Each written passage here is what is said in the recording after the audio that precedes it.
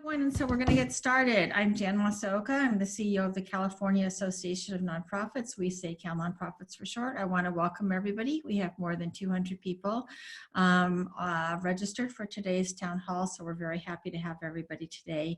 I'm going to start by going over just a couple of housekeeping kinds of things for you. So you see that at the bottom of your screen, there are two icons you'll want to notice. One says chat and the other one says Q&A. And if you click on those, they will open. The chat box is one that you can type things in and it will go to everybody who's on this session today. So that's a good place for you to type things that you want everybody to see, like maybe an experience of yours that has been important for people to hear. The Q&A box only goes to the panelists. So you have questions that you want panelists to be sure to respond to, put them there. And we probably won't have time for all the questions that we have, but I want to remind you that the staff members of all of our elected officials today are also on this at this town hall. So it's a good place to write questions and comments and messages there, because even if we don't get to them, their staff is looking at them and will keep them in mind and take them into account going forward. Before the Assembly member introduces our other folks, I just want to mention our staff. Lucy Salcido-Carter is our policy director, and we're very happy to have here today. And then we have two behind the scenes, behind the camera, staff people at CalNonprofits that help put this together and are managing the tech. So if something goes wrong with the technology, you can blame us and the internet, I guess. So with that, just one more welcome, and let me turn it over to you for the rest of the session, Assembly Member. Great. So I want to thank you all so much. I want to start by thanking CalNonprofits. Jan, thank you, Lucy, and your entire team, not just for today, but what you do all year round for the nonprofits, even and especially during times of non-crisis, but especially or particularly now during this crisis. I know you've been helping to facilitate these conversations around the state, and I'm very grateful for that. I know my colleagues that you've already had the opportunity to do some of these with are very grateful as well. And so I think to your point, Jan, our staff members are on this Zoom as well. They're going to be in the chat boxes. They're going to be looking at some of the questions that are raised. And so make sure that even if you can't get a question answered or asked today, make sure you put the questions into the Zoom and our staffs will get back to you as quickly as we can to try to help the best that we can. And so I want to just say how excited I am to have a wonderful lineup in addition to our great representatives from CalNonprofits that you've already heard from Jan. We have with us today Congresswoman Zoe Lofgren, County Supervisor Dave Cortese, and Kira Kazantzis, CEO of the Silicon Valley Council of Nonprofits. And so I'll introduce each of them before they speak, and we're going to start off with my wonderful Congressmember, the Congressmember for many of you that are tuning in. She's been an extraordinary leader during her time in Washington, D.C.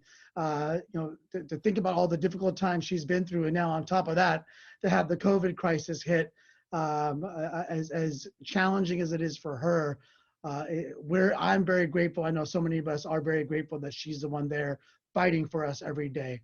So ladies and gentlemen, Congresswoman Zoe Lofgren. Well, thank you so much, Ash, and to all of you. I'll be brief because I'm looking forward to getting to the questions, and also I can always use advice.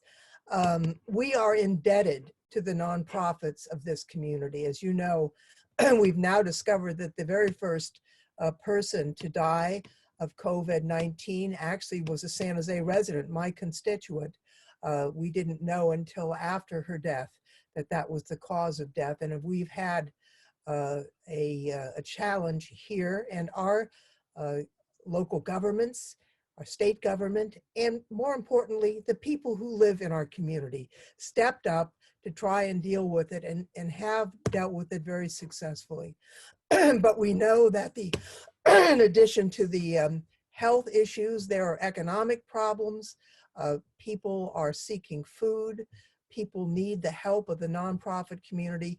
What I've tried to do is to make sure that the federal government is doing what it can to support the people of this community and our country, and also the people helping the people of our community. And that's nonprofits, as well as our latest bill that we've just passed in the House last week to support state and local governments. As you know, we had PPP loan assistance to small businesses as well as to nonprofits. Many of us were disappointed at the administration of that program. And believe me, we let the Trump administration know about our dissatisfaction. And to his credit, Secretary Mnuchin, the Secretary of the Treasury, has listened to us. And we are trying to crawl back some of the awards that were wrongly given to big publicly traded companies instead of mom and pop businesses, small nonprofits around the country that are really helping people. In this latest bill, we're trying to expand SNAP benefits. We're trying to make sure that childcare businesses are covered. We've removed the cap of 500 on the nonprofits.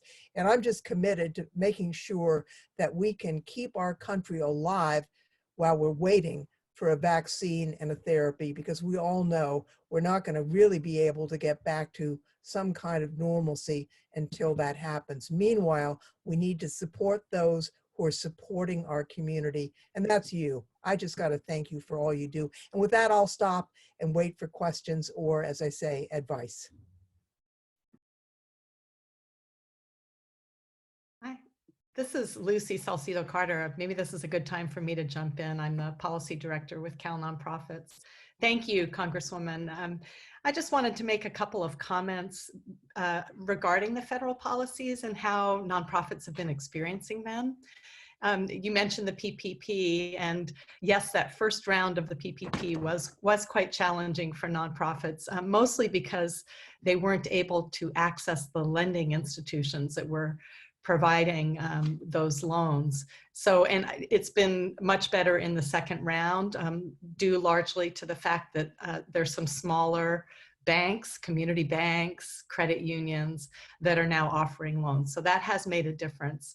Can I say I'm so glad to hear that, because we had a major fight to take it out of the hands of just the major banks and put it into smaller community banks and others who would actually get the money out to local community. I'm glad that helped. No, I really think it has. And there's more information on the SBA.gov website about how nonprofits can apply. I mean, I think small businesses have more experience applying for loans than nonprofits do. So that's been a challenge for them as well. And now for the nonprofits that have PPPs, they're struggling with how they can make sure that those PPP loans are forgiven completely, given that they may have a lot of costs in addition to payroll costs. I know there's that 75-25% split around payroll. And, you know, I think if there were more flexibility, that would serve nonprofits even better. And then, of course, we're hearing from our larger nonprofits that they aren't eligible for some of these programs. And that's been really difficult. And they are some of the nonprofits that are providing some of the essential services that communities really can't do without. And they have additional costs because of needing new equipment and those kinds of things. So some relief at the federal level for those larger nonprofits would really be amazing. And then the other thing that we're hearing from nonprofits is that the 8 weeks seemed like a long time a couple of months ago, but is really looking like a pretty short time now. And I know that the HEROES Act expands that time potentially to 24 weeks. So that's something that nonprofits are really excited about. And then one other thing, you know, we're all hearing about the state budget cuts, and we know that there'll be cuts at the local level as well. And so we are really heartened by the fact that the HEROES Act has funding in it for state and local governments. And, you know, we think that that's really important because we know it will really help the state and federal and local governments reduce their need for cuts. And we know that if there are cuts to programs, that's going to translate to cuts to nonprofit programs as well. And it'll mean less ability for us to serve our communities. Right. If I can, I just, in addition to the PPP, nonprofits are also eligible to apply for the SBA disaster loans. So keep that in mind if the PPPs are not covering all of what you need. And my office would be happy to help if there's a way that we can. In addition to representing the 19th Congressional District here in Santa Clara County, I chair the California Democratic Delegation. All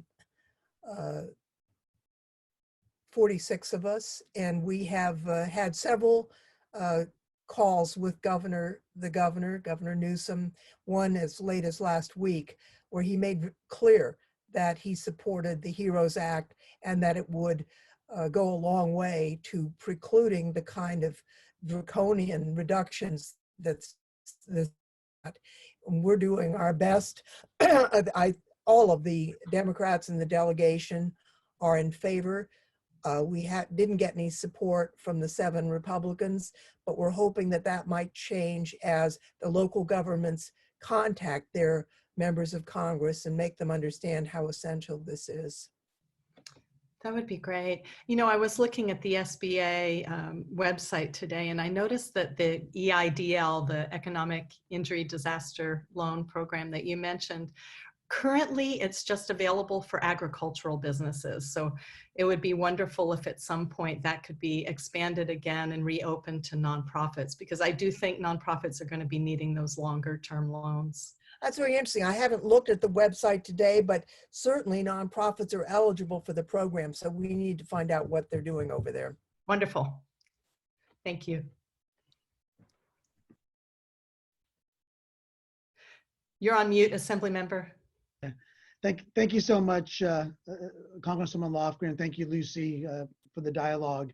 That's so important. And so I also want to thank the Congressmember, as well as Speaker Pelosi and so many others that have fought to get the HEROES Act passed. Governor Newsom has been very busy trying to support it on national media throughout the state to really get the administration, get the Senate to move on it, to act on it, because we, as the Congresswoman correctly pointed out, we're in desperate shape here. And I'll touch a little bit in a moment on the state budget, but I want to thank you so much, Congresswoman, for your advocacy for us. Appreciate you. And so I want to touch on a few items from the state perspective, if I could. Obviously, you know, nonprofits are key and essential to our community, and they always play a vital role, but especially right now when it comes to combating the COVID crisis, both the public health aspect and, of course, the economic aspect, which is just devastating to so many in our community. And we also know that nonprofits oftentimes are the most trusted messengers and conveyors of information, which has also been critically important in addition to providing direct services. And so I certainly appreciate all of you, and just want to let you know a couple of the things that we've done at the state level to try to have your back the best that we could and best that we can. On March 31st, I joined Assembly members Luz Rivas and Monique Limon to encourage the governor and legislative leaders to support nonprofits during the pandemic. And we did ask that the administration work with California Association of Nonprofits and its members to support with a few things, encouraging government agencies to continue to provide funding contracts and grants with nonprofits if they're underperforming due to temporary closures of COVID-19. And so those are senior meal sites and other functions that you might find, for example, at a city or county senior center. Well, they're now closed. The nonprofits are the ones that have to fill that gap. So we want to make sure and encourage government agencies like our county and others to contract with our nonprofits to fill those gaps. Expedited or automatic approval process for budget modifications to allow nonprofits to move budget line items around to address COVID-19 related priorities. New and immediate emergency funds being made available to address increased costs due to COVID-19 to support uninterrupted delivery of essential services, and allowing state agencies to waive certain certification procedures to allow nonprofits to provide COVID-19 related emergency and essential services needed. I know Jan and your team were pivotal in working with Assemblymember Rivas and Limon to get that letter to the governor. And we have seen some action from the administration in that regard, and certainly from some of our local county and city agencies as well. You know, the fiscal crisis is real. We had a budget surplus of over $20 billion last year. This year in the first quarter, we were projecting a $6 billion surplus. California has been doing everything right and paying down our debts, having a huge reserve. But now we're hit with a budget deficit, which estimates a $54.3 billion two-year deficit. It would be worse if we didn't have our reserves, but it's really bad. And so I think that reiterates the point of the HEROES Act and what our Congressmember and our House of Representatives have done to get the HEROES Act to the Senate. It's essential. And as Lucy pointed out, the state county support is essential to the nonprofits. It has a devastating trickle effect if we don't get that federal support. The May revision that the governor put out proposed budget cuts that are devastating, frankly, to education, environmental programs, healthcare, public benefits, IHSS, wages for state employees, and however, the only programs that we do believe will see budget increases in are those that are directly fighting the pandemic, like health and human services, and some of the services that nonprofits are providing on immediate response. So, you know, there still will be opportunities for nonprofits to play a pivotal role, even in a budget downturn, to provide direct services, homelessness, housing, something that I know Supervisor Cortese will speak to, some of the areas that we know we need to have immediate response. Although there was cutbacks on some of the homeless and affordable housing programs, it didn't receive the same degree of cutbacks because the governor recognizes, like all of us do, this is not a time for us to really put the brakes on all of our the work that we've been doing very successfully on dealing with our homelessness issue. A couple other things. On April 2nd, I signed on to a letter with Assemblymember Chu urging the governor to enact a statewide moratorium on evictions for commercial properties that are occupied by small businesses and nonprofits, in addition to providing support to vulnerable minority-owned small businesses.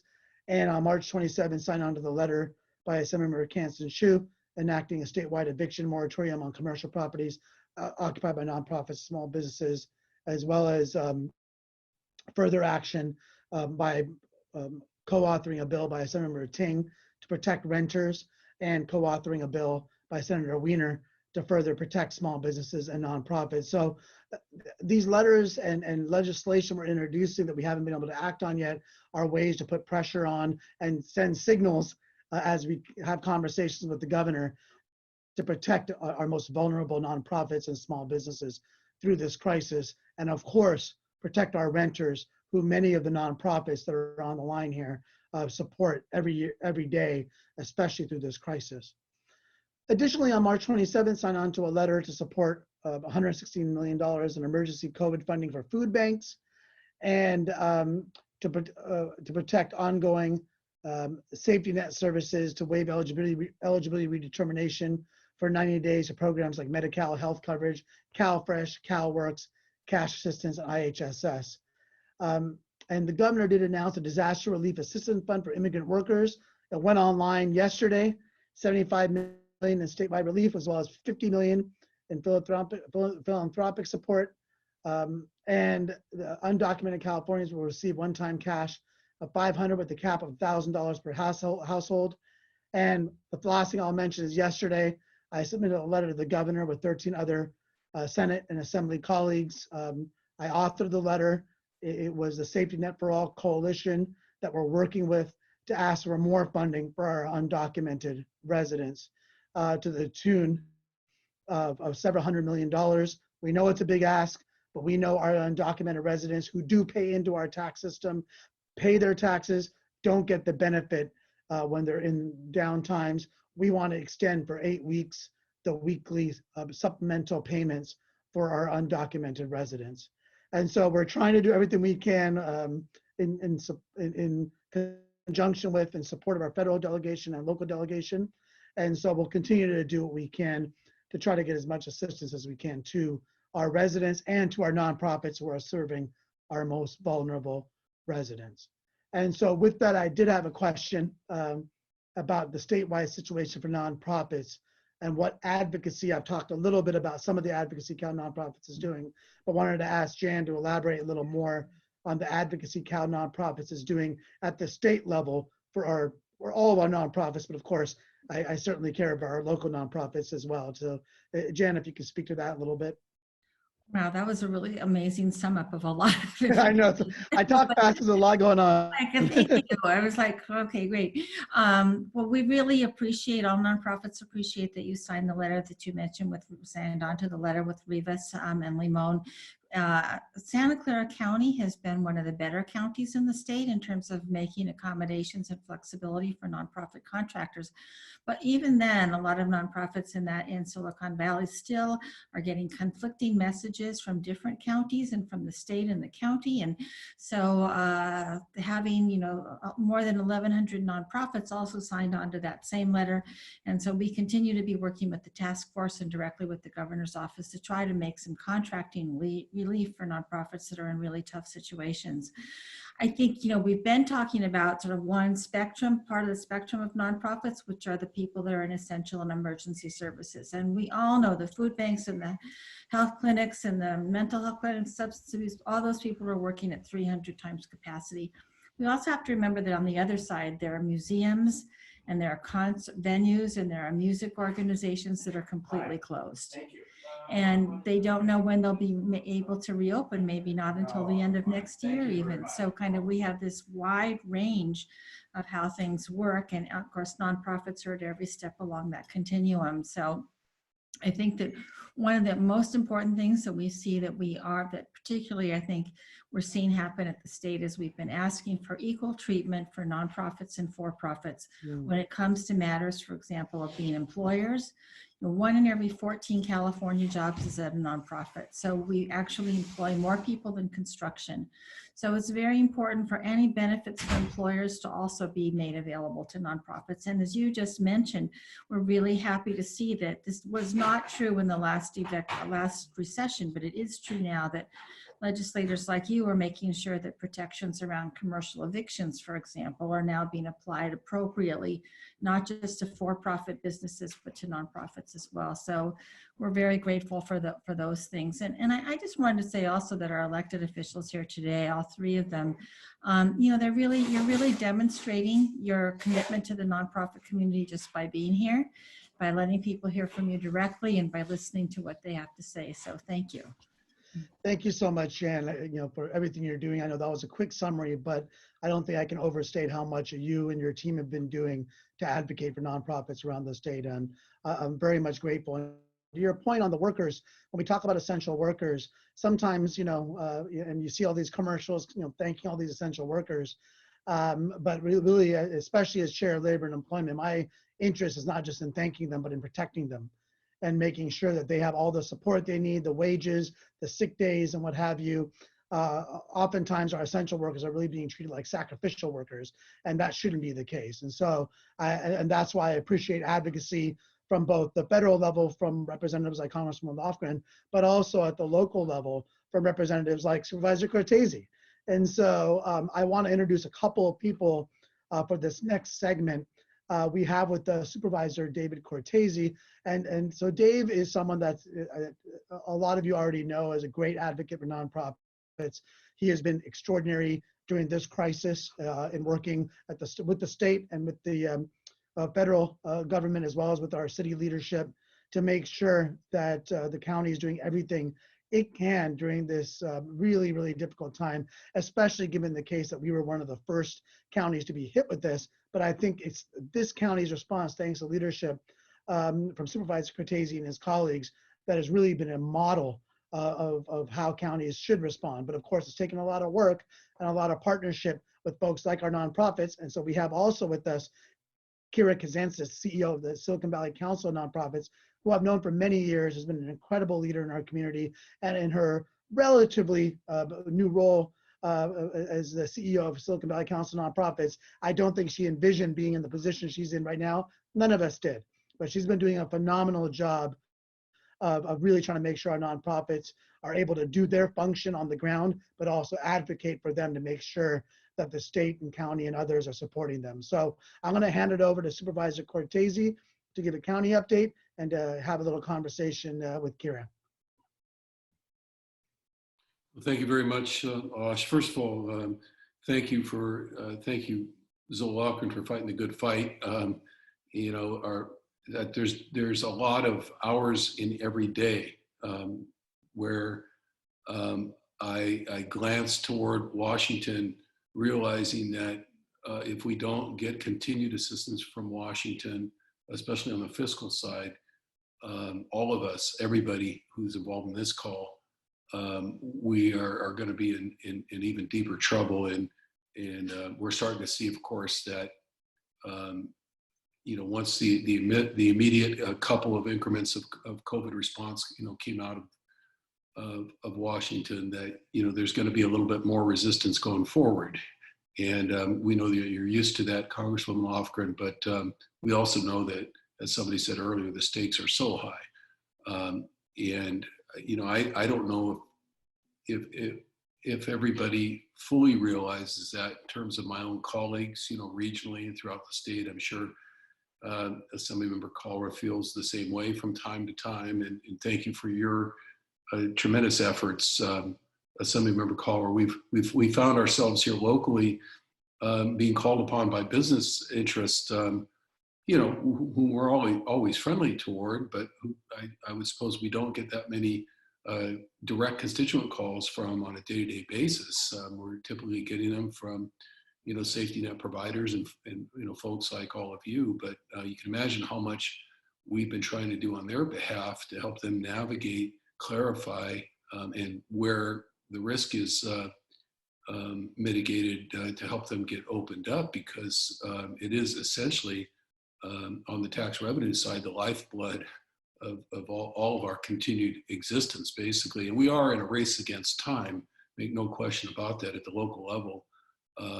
And again, when I say local level in this context, I don't mean county, city. I mean county, city, and safety net providers. Okay, I mean community-based agencies. We're in a race against time because, as you know, Jeff Smith just told us a couple of days ago, already after 8 weeks, we are looking at a $285 million deficit at the county. In Representative Lofgren, having been a very successful county supervisor, is probably thinking, what would that have looked like back in the day? You know, these numbers keep getting bigger and bigger and bigger, but these aren't just inflated numbers anymore. I and all the elected officials here have been through deep recessions, earthquakes, and every known disaster that California can face. This is an order of magnitude beyond anything we've ever experienced. And so back to the race against time, somehow we have to get tax revenue back into generation quickly enough to avoid local government running out of money and, you know, essentially collapsing the entire safety net system. I hope that doesn't, I know that's doom and gloom, and I hope that doesn't sound like, you know, where did this guy come from and why aren't you giving us some hope? But I don't believe in sugarcoating this. I think it's important for everyone to know what the trajectory is that we're on right now. And frankly, with governments like Santa Clara County, where we have done a really good job putting away reserves, in the state of California, where Jerry Brown did a very, very good job along with his legislature to put away reserves. Yes, we have those, but that's one-time money. And you all know in the nonprofit world what one-time money means. It goes away as soon as we use it to warm our hands by the fire, and then it's gone, right? And so that's kind of the situation that we're in right now. And you know what? Again, you know, at some point you look back to the federal government and say, you know, the federal government can't continue adding trillions of dollars to its deficit. But at this moment, it's, you know, our greatest hope is to continue to have a Congress that is sensitive to what's going on here on the ground, understands what's going on here in our local districts, like Congresswoman Lofgren does understand. And again, it's not just platitudes to say, thanks for fighting the good fight, because this is absolutely critical that we have budget augmentation and support, particularly for the safety net, where we can get it, how we can get it, and timely. And all of that won't mean anything, of course, unless a vaccine and immunity is reached at some point, because we can't do this forever. You can't print money forever. You can't keep your finger in the dike forever.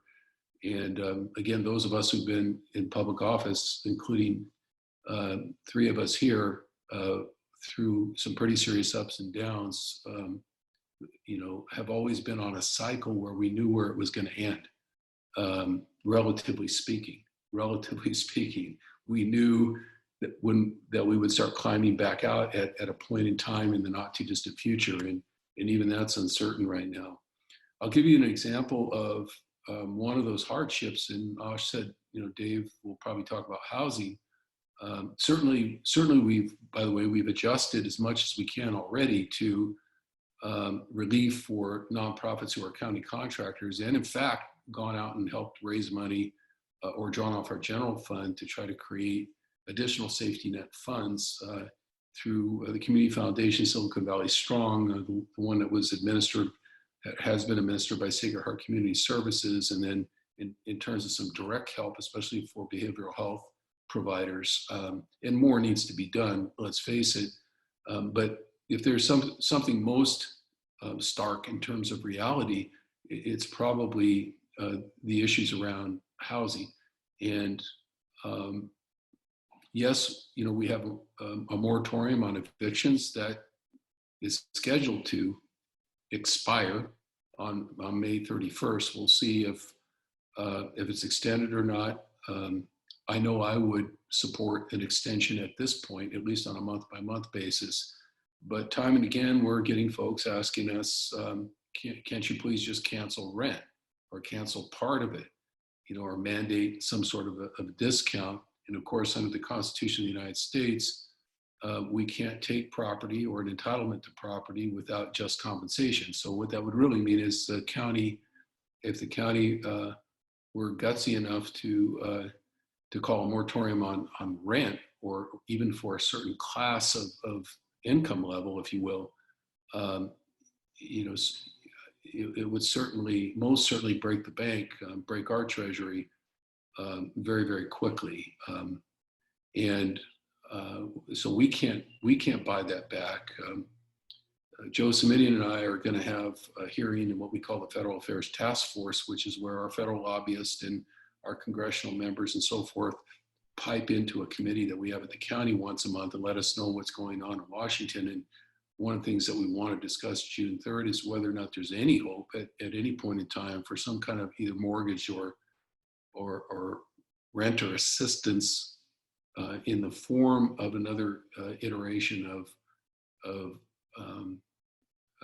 what we're seeing with the HEROES Act, for example, or something like that would provide reimbursement either through the banks, through other institutions, or through the counties themselves for those situations that might be defined and then qualify for direct rental assistance or direct mortgage assistance. None of us know at the local level just how far the federal government can go before you break that bank. Obviously, these are huge numbers that we're talking about. So if you hear that, you get a short, abrupt email response or something like that from a county supervisor saying, we looked at that, we can't do it. Inverse condemnation is involved, or constitutional issues. Know that it's not because it's the issue. It isn't because the issue isn't tugging at our heartstrings. It is. It's whether or not even a county with what used to be an $8 billion budget, which will probably be $500 million less than that this year at least, even with a budget that big, whether you have the scale, to start venturing into the deep waters of rental and mortgage reimbursement, which are billions and billions of dollars, even in a single county like this. So again, sorry for the doom and gloom. We're doing everything we can. I guarantee the people in the EOC, our Emergency Operations Center, that support Sarah Cody are working literally 24/7. The county supervisors literally have been responding to tens of thousands of inquiries on a 7-day-a-week basis per office. I can assure you we talk to each other enough to know that. Supervisor. None of us are gleeful about this. Let me just interrupt for just 1 second. You know, this kind of like, we so seldom get a chance to have county people in the same call with the federal or federal and state representatives. But I also can see that Kira from SVCN is chomping at the bit to add some of the things to add to what you're saying. So Kira, why don't you step in and kind of maybe amplify on some of the things that the supervisor's been saying? Yeah, I was learning a lot. So keep talking.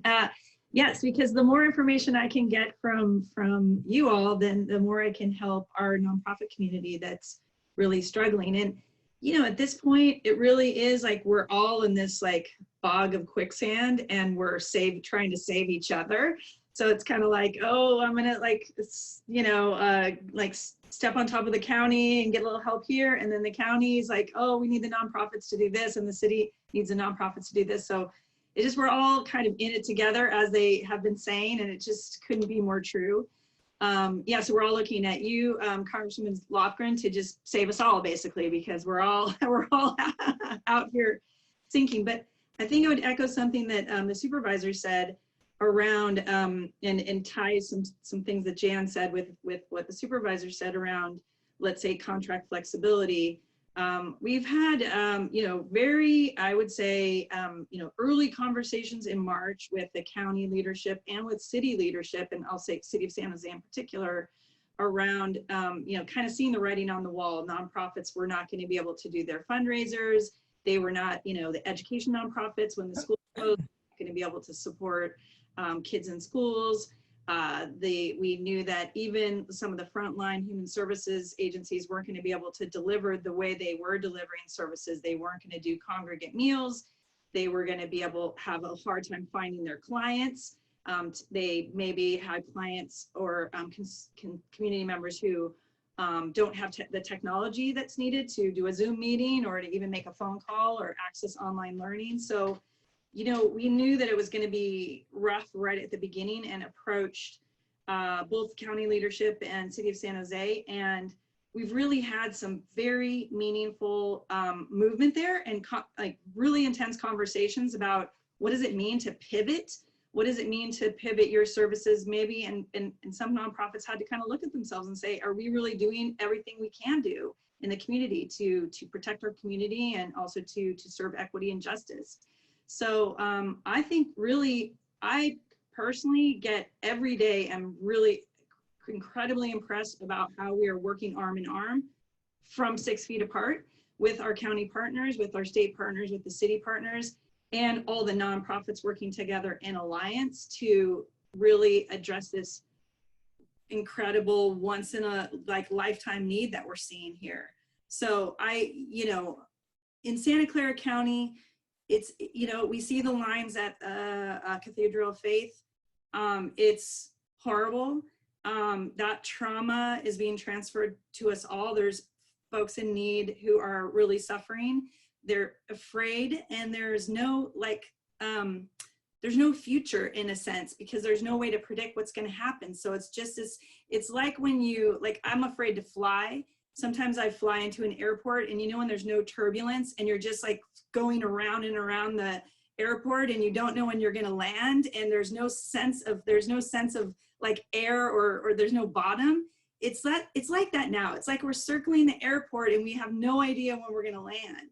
So nonprofit frontline workers, well, feel it too, because we hear it and we take it inside our heart, and it's that kind of ongoing need we're going to need emotionally and, you know, kind of like spiritually ongoing, I think is a real thing too.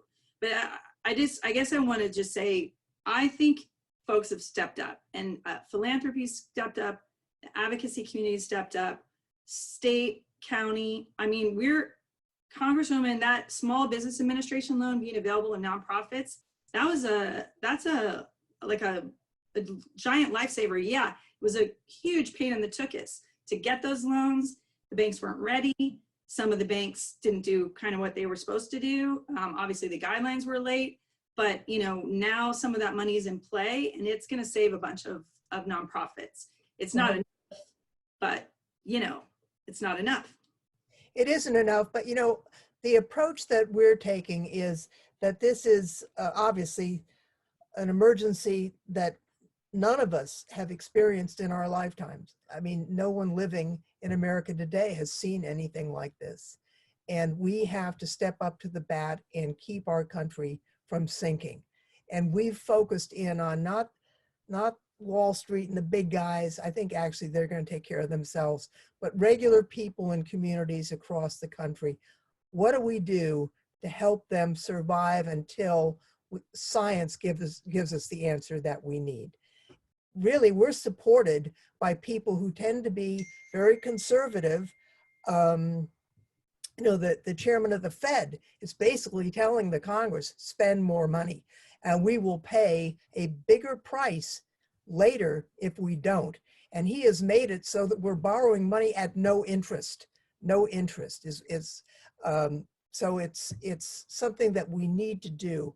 We have relied on our committees of jurisdiction greatly to craft the various elements of all the bills, the CARES Act and now the HEROES Act. The Financial Services Committee, chaired by Maxine Waters, put a huge amount of funding in for housing, $100 billion for emergency rental programs, $75 billion to assist homeowners. And, the county of Santa Clara, I served on the board for 14 years. There's no way the county has the wherewithal to pay all the rent. I mean, it just can't be done. It needs a national response partnered with the state.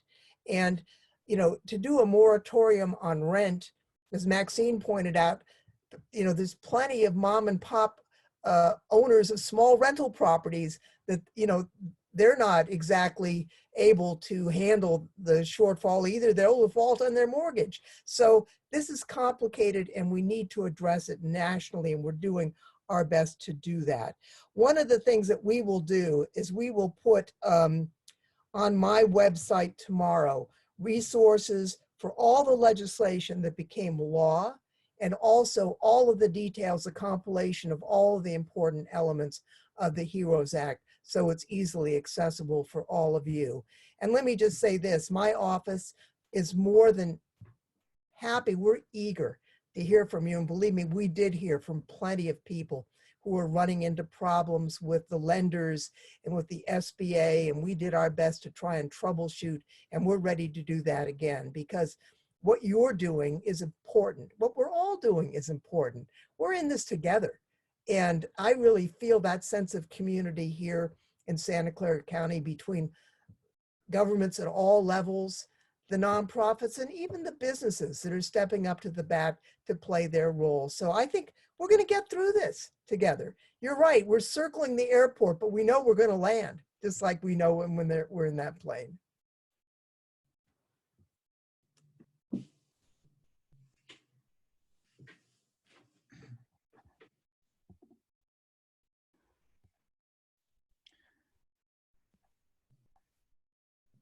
Assemblymember, I think you're muted. Well, that was a really good conversation. I know that we did have some time set aside for Q&As, a little bit short on time, but I also have noticed people have been asking questions in the chat as instructed, which has been great. And I've seen a lot of those questions are already being answered in real time. So continue to ask the questions in the chat. And Jan, if there are any questions that you have lined up from folks, or if you have lined up for us, feel free to ask some questions right now to any of us panelists, and whatever extent we can, we'll answer. Thank you. I just have to say to all the nonprofits that are on today's call how much we admire and learn from the work of the Silicon Valley Council of Nonprofits. And I hope that if you are not already a member, if you're a nonprofit, that you join them.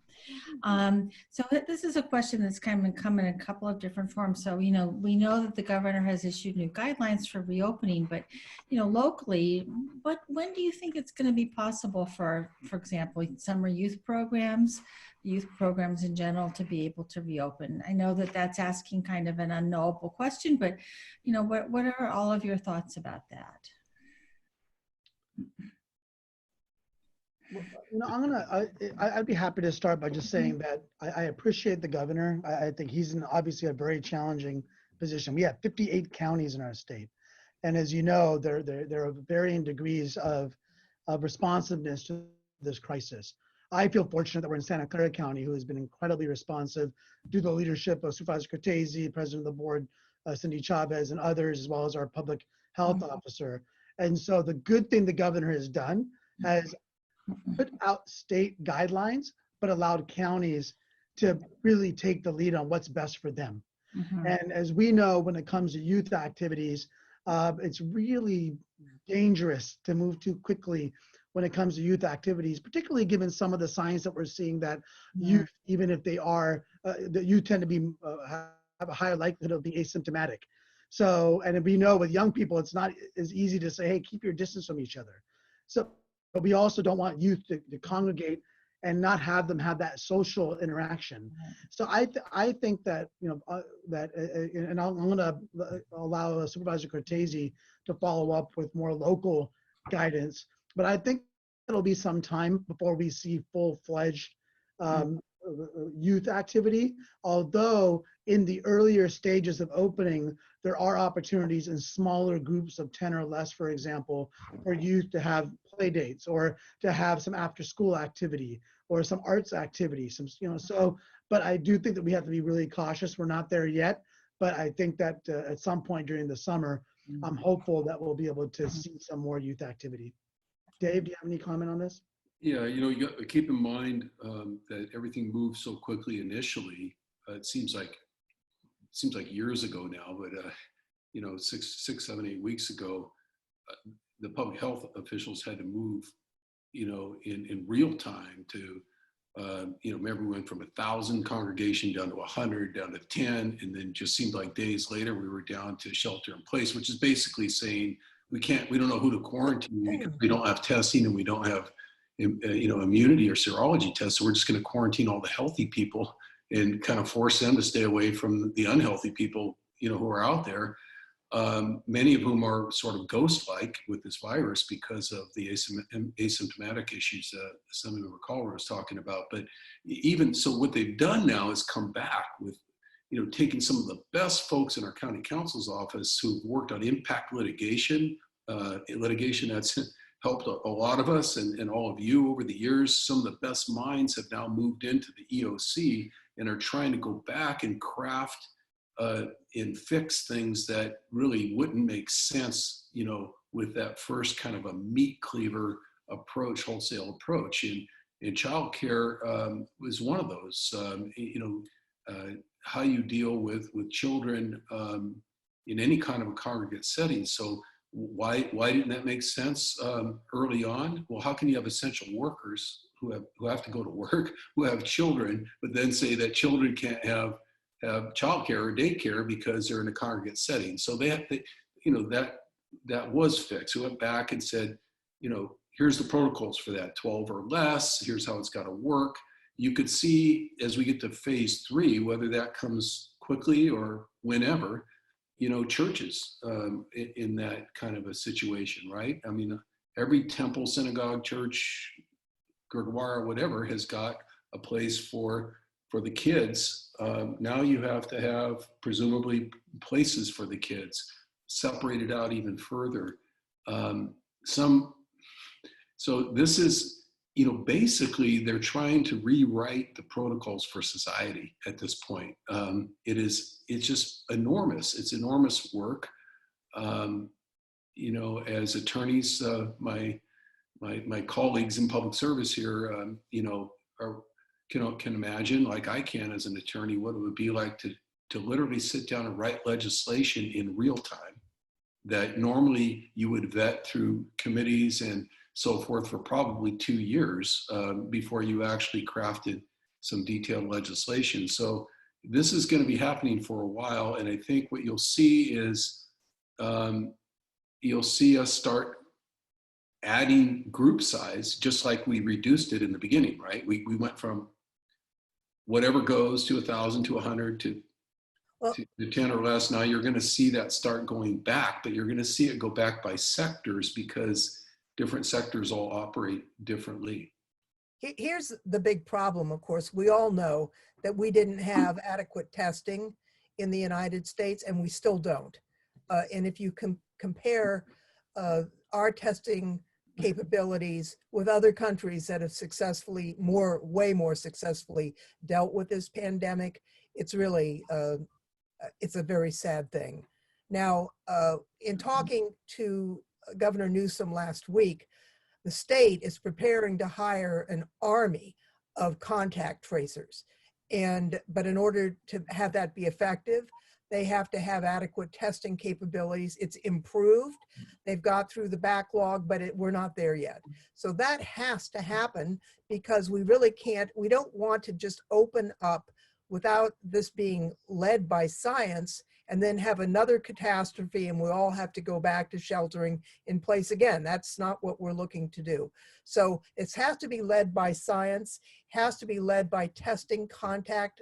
And you know, I have grandsons, as some of you know, they're 4 years old. And I look at the other 4-year-olds in a playground, it's like a Petri dish. You can't, that's going to be the last thing to let a bunch of little kids go in and play on playground equipment and share all their germs and then go home and infect their parents and grandparents. That's, you know, it's when we have managed to control this that occurs. But if we cannot have it be led by the science, by the testing, then we're just going to create another catastrophe, and it can happen very quickly. Dave mentioned that the governor has made different rules for different parts of the state, and I think that's right. Mono County hasn't had a single positive test that they know of yet. On the other hand, Butte County just had a church have a live session, and hundreds of parishioners have been exposed to COVID. So they may go from nothing to hundreds from a single event. This is not easy, and we shouldn't become complacent about the steps that we still need to take, or we're going to be right back where we were in mid-March. Thanks. You know, one of the things that's interesting here is that you know, we've heard from both the Assemblymember and the Supervisor about these big deficits, right? A huge state looking at a huge state deficit, looking at a huge county deficit. So what does that actually mean? What is that going to what's the implications of that for nonprofits? Let me just say real quick, Ash, and I know you want to talk about the state level, which may be a little more extensive, but at the county level, you've been through this before, many of you, 2007, 2008. I mean, it really caught up with us because of the delay in tax revenue. A couple of years after that, we had to do $250 million in workforce concessions, go back and renegotiate all our contracts, just to give you an idea, or lay people off. But in this county, where half of the county budget is essentially the health and hospital system itself, this is why I'm saying this is a race against time. At what point are your cuts so deep that you're now threatening the very emergency rooms, the very clinics, the very hospital system, the very safety net services, the mental health support for the people who are doing that work because you don't have the revenue for it? So I'm not going to, you know, I've said enough scary stuff. I don't mean to, you know, I think you know the county budgets well enough. You study them as nonprofit, you know, as CBO contractors. It doesn't take much, 10-15% of our budget, and we're starting to encroach on essential services. Yeah, and I'll just say it's disastrous. I mean, I think that, look, we fund different programs, and it usually comes down to the counties, the cities to implement, but then they contract with the nonprofits. So it's a trickle-down effect that is critical for us as a state to be able to achieve our goals of caring for our elderly, caring for our youth, ensuring that we can continue to work on our homelessness and getting the unhoused and keeping people from losing their homes. All of this comes down. It's not, these aren't all, as you know, state programs. They come down to the nonprofits through our county. So it's devastating if we can't get the support, further support from the federal government that Congresswoman Lofgren is advocating for. It's going to be a really rough few years for all of us. And I think the nonprofits, as is oftentimes the case in a downturn, face the brunt of it. And we've got to work together to make it as smooth as possible. You know, You go ahead. know, I mean, this is self-serving for our community, obviously, but you know, in any disaster, there is this kind of emergency response, and then there's kind of this second wave of they're, you know, we call them frontline workers, but they're basically the second responders, and it's lots of the social services folks that are in the county and city, but also nonprofits. And nonprofits, even though we operate on really thin margins and we tend to be resilient, and we bring kind of extra resources, which is community support and volunteerism and kind of community understanding. So really important that we survive this emergency period into the recovery period, because we're going to be helpful then. So it's, you know, we want to stay alive, but we need to stay alive to help others. And that's why, you know, like our agency jumped in and suddenly started providing PPE for nonprofits. It's like, because for every person who's a helper, who's protected and who's also protected against, you know, harming someone else, you know, if they have the disease and don't know it, they're helping 10, 100,000 people. So we need to keep those folks healthy as well. And that's, you know, I know you all know this has been a huge challenge for nonprofits. You know, obviously the hospital system was the most important place to put PPE. We're kind of now down to realizing, like, if we don't, you know, protect our essential workers, all of our essential workers, both, you know, the folks who are selling us groceries and also the nonprofits who are giving us groceries, they all need to be protected, and they need to protect the community also from them, because they're out there. So we're hoping that some of those supply lines and some of that financial support comes into play too. Honestly, it's been more of a challenge to just figure out how to get that stuff than to be able to afford it. But there'll be an ongoing need to pay for that. You know, Kara, if I can just add one thing to that, you know, what you were saying about second responders, you know, I think that particularly, I think sometimes the arts, which are almost entirely closed down right now, they're really second responders in some certain ways. And I think whenever people are in times of difficulty across all generations and all civilizations, we've always reached for the arts and sought the arts to help us. And so I think that's a kind of part of how the different parts of the nonprofit sector are all part of this, not just emergency services. So I really appreciate your bringing that up. I think I'm really glad you brought up arts, and I think actually there's a suggestion, I think in the Q&A from Ron, who suggested that we do a WPA style program for artists. I'm totally supportive of that, Ron. And I'm sure Assemblymember Kalra will be too. I do think the thing with the arts that's going to be the hardest is that as some of the human services folks get back to work in the safest possible way, really the arts are in for a much longer marathon. And I think there's that recovery is going to be more painful. And so I think we all need to make a plan for that. And it's, you know, it's understandable that we think about the emergency response first, but it's easily time to really pay some attention to those folks who are making our life better and more beautiful, and bring to us, you know, equity and justice issues in a way that we can understand, and make sure that they make it through to this. Yeah, there's no question that the inequities in society have exacerbated this pandemic, and the pandemic is making inequities worse. So I think that's something that, you know, so Assemblymember, what are some of the things that you're working on right now in Sacramento that we should be supporting to help nonprofits, and also in these efforts to mitigate some of the disparities? As I mentioned on a couple of things, you know, there are a couple of bills, including one with Senator Wiener, regarding commercial tenancies, placing a similar moratorium on evictions for commercial tenants as we're asking for rental tenants. And that would also apply to nonprofits. I mean, it's tough enough for-profit businesses to be able to keep their leases and all that. Nonprofits, there's no chance, right? And I think to Kira's point, if you think about it, it's like being in an airplane. You know, you put your mask on first before you help others. We have to get those oxygen masks on our nonprofits so the nonprofits can help others. And some of that has to do with the rent and rent relief, and a moratorium on some of those foreclosures.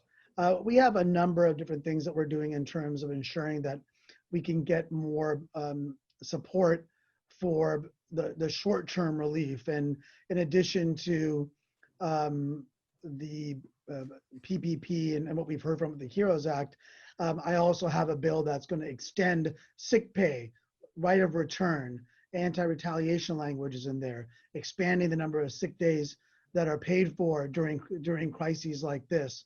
And I think that will help a lot because that helps to alleviate some of the pain that some of the residents in our community are facing that the nonprofits serve. The more that we can relieve some of the tension on those that we're serving, then our service providers can focus on really those that are of most urgent need. And so there's a wide, and then I mentioned already the letter we sent to the governor asking for more support for our undocumented community and extending the number of weeks that they'll get the weekly support.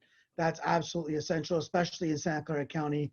We know here in the city of San Jose, we have a huge immigrant community. And if you look amongst our Latino and API community and beyond, we have a very high proportion of undocumented residents that need our support now more than ever. And so to not just pay rent, just to survive. And so, you know, any support that the CalNonprofits can give in terms of some of these asks certainly is appreciated. And, you know, we'll, I'm sure, continue to dialogue on that. So we're out of time. So often if those can't give you any more questions, so I'll turn it back to you to close, Assemblymember. Sure. Yeah, you know, and we do appreciate that we have had a number of great questions in the chat. I want to thank Lucy, who's been answering most of them real time. So Lucy, you've been phenomenal in doing that. We appreciate it. We've seen some of our staffs, Congresswoman Lofgren and other staffs that have been responding as well. And you can always reach out to us after this program.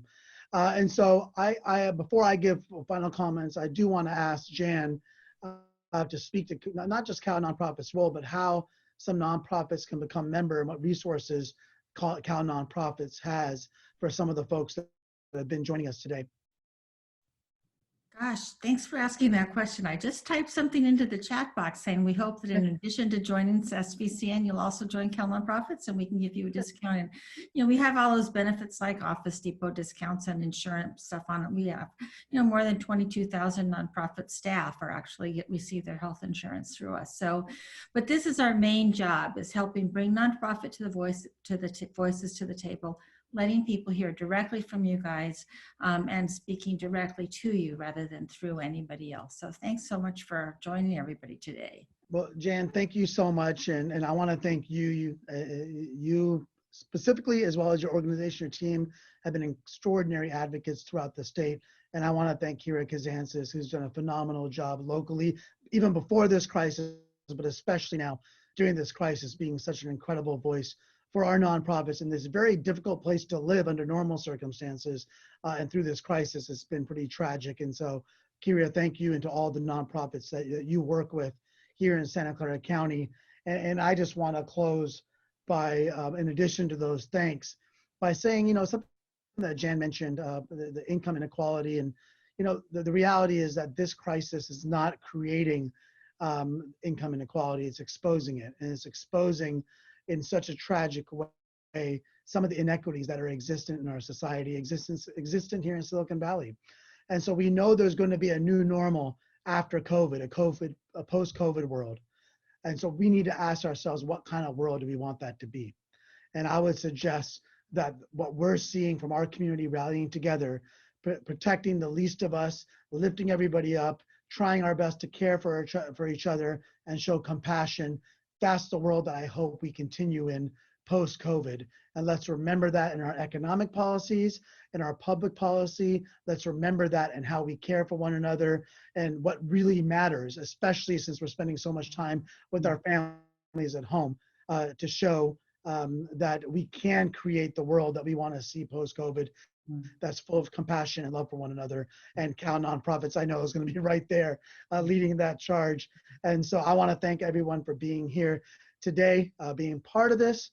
And we're going to hear a couple of final closing remarks from Congresswoman Lofgren and Supervisor Cortese. And I want to say, Congresswoman, again, thank you so much for everything you're doing for us. You're truly, truly appreciated. So, Thank you so much, Congresswoman Ash. Lofgren, some closing remarks, please. Thank you. I'll be brief. Thank you, Ash, for all that you're doing, and you, Dave, and the other supervisors. I really feel that we've got a team here in Santa Clara County. We communicate all the time. We're open to each other. We're always willing to learn. And I really don't think there's a lot of ego involved. It's how do we get the job done, which is great. And I was thinking, listening to all of you, before I ran for Congress, before I ran for the Board of Supervisors, I helped found a little nonprofit in Santa Clara County. And I remember how difficult it was to make it all work. And I give you all tremendous credit for making it work. We need you, we're counting on you. And I want you to know you can count on me to do the very best I can to stand up for you and the people that you serve. Thank you very, very much. And I have another meeting, so I'm going to have to leave, but I appreciate all of you more than I can really adequately express. Thank you so much, Congresswoman Lofgren. And finally, we'll hear from Supervisor Cortese, who's been doing, of course, a phenomenal job during this difficult crisis. Supervisor Cortese, we'll give you the last word. If you can unmute yourself, Supervisor. That would be helpful to unmute. I just want to say, obviously, I didn't, to repeat myself, I didn't sugarcoat anything I was saying, but I also want you to know that I can speak for every single member of the Board of Supervisors that we stand with you. We will continue to stand with you during these tough times. You are extraordinarily important to us. You compete with any other service that we invest in, including health and hospital. And it may get competitive, but I can assure you that our compassion won't be compromised at the level of the Board of Supervisors, and we'll try to match you every step of the way. Lastly, if you would like to make practical suggestions into the Emergency Operations Center, into the people who are writing these orders, I see a lot of comments in the chat room like, how about this, or why not that? I'm in a position to connect you directly with the legal counsel and the people who actually write these things up or who fix what they write up by clarifying on the Q&A. So the FAQs, I should say. So if you'd like that opportunity or like to collectively, Kalra might want to organize something like that, a little survey that can help us clean up stuff that has gotten messed up during the process. We certainly, that's one of the functions of the Board of Supervisors, is to make sure that we're passing through critical information from constituencies like you. So please take us up on that. Thank you. Well, thank you all so much for being here. Thank you, Jan, CalNonprofits, Supervisor Cortese, Congresswoman Lofgren, Kira Kazantzis, and Lucy Salcido-Carter, everybody that's been part of this. And most importantly, thank you to all the nonprofits that have participated, asked great questions. And again, we're all available to you after this in the days and weeks ahead. And so please, reach out to us. Let us know if you have any follow-up questions, and let's get through this together. As Congresswoman Lofgren said, we are going to get through this. Let's show love for one another. Let's lift each other up, and let's make sure that we create a better world coming out of this crisis. Thank you all so much.